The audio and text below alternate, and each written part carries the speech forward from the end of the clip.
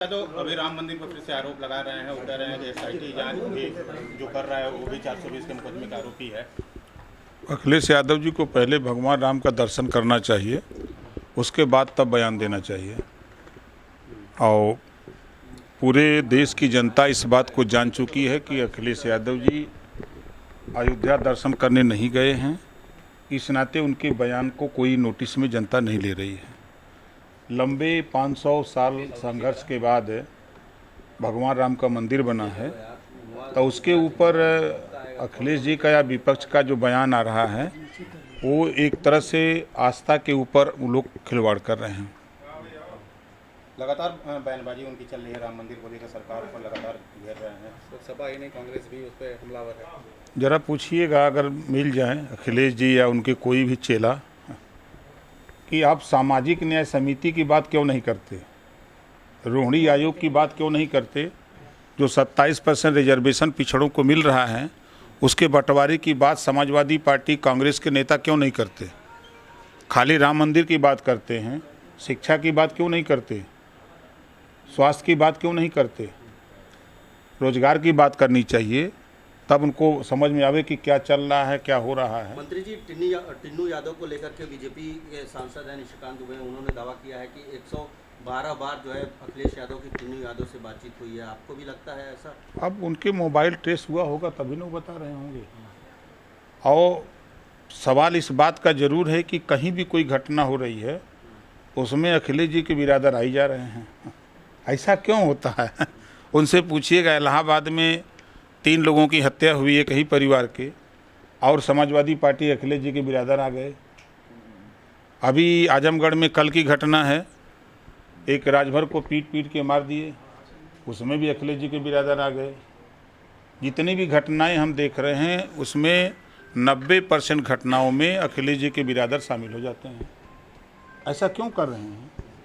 ये अखिलेश जी को अपनी कम्युनिटी को समझाना चाहिए कि प्रदेश में अमन चैन कायम रखो, जब हमारी सरकार कभी आएगी तब तुम लोग दंगा उपद्रव करना। लेकिन अभी से गाना बजा रहे हैं सपाई सब कि आबादी सरकार कट्टा सटा के घरे से उठा ले रे, ऐसे बजा रहे हैं। अब जो सुन रहा है तो कह रहा है कि अरे बाबा हटो इनसे, दूर हटो। ये बात अच्छी नहीं है। ये बात अखिलेश जी को, अपने गायकों को, अपने लोगों को समझाना चाहिए, ऐसा नहीं बोलना चाहिए। उनके नेता हो रही है तो अखिलेश यादव के लिए भी एनडीए सरकार में जो मंत्री हैं कुछ ऐसी बातें कह रहे हैं जिसको लेकर सवाल उठ रहा है, उनको लेकर ससुरा सब का ऐसा प्रयोग करना, फिर उसके बाद अभी भी आपके यहाँ किसी जगह के बाहर लोग विरोध प्रदर्शन भी कर रहे हैं, तो दोनों तरफ से जो बातें सामने आती हैं। अच्छा ये बताइए कि कोई गाली देगा तो इधर से फूल की वर्षा होगी?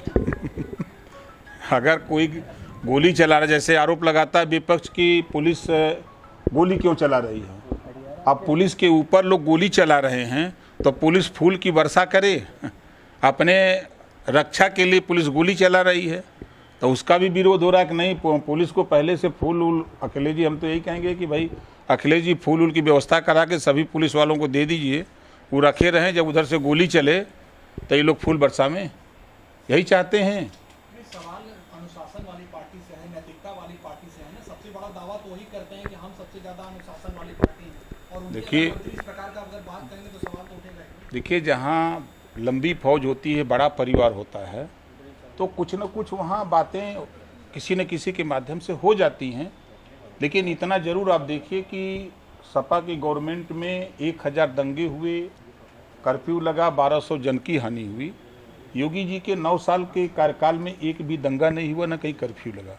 ये चीज़ आज आप बनारस से कनेक्टिविटी किसी ज़िले की देख लीजिए, आज के 15 साल पहले की कनेक्टिविटी, आज की कनेक्टिविटी, आज एयरपोर्ट की कनेक्टिविटी उठा के देख लीजिए, चाहे आप रेलवे की उठा के देख लीजिए। हम सब लोग जब स्टेशनों पर जाते थे ट्रेन पकड़ने तो चूहे मिलते थे, देखने को मिलते थे। आज वो चूहे नदारत हैं स्टेशनों पर। और जिस स्टेशन पर सुबह हम लोग जंक्शन पर जब जाते थे ट्रेन पकड़ने तो लाइनों पर गंदगी मिलती थी, लेकिन आज वो भी गायब हैं। ये जो चीज़ें सुधार हो रहा है, ये चीज़ विपक्ष को नहीं दिखाई दे रहा कि क्या हो रहा है। तो अब गांव में वो लोग जाएं, आज के 15 साल पहले गांव की जो सड़क थी, जो कच्ची थी, आज वो आरसीसी बन रही है, डमरू लग रहा है, आज जो आप 10 साल पहले अगर आप उठा के देखिए तो 10 साल पहले सड़क पर जब हम लोग सब लोग चलते थे सुबह तो खुले में शौच लोग करते थे सड़क के किनारे, नदी के रास्ते के किनारे। लेकिन आज 90% विराम लग गया, सबके घर शौचालय बन गया, सब लोग शौचालय का इस्तेमाल करने लगे। आज कुछ ही % लोग बचे हैं जो खुले में शौच कर रहे हैं।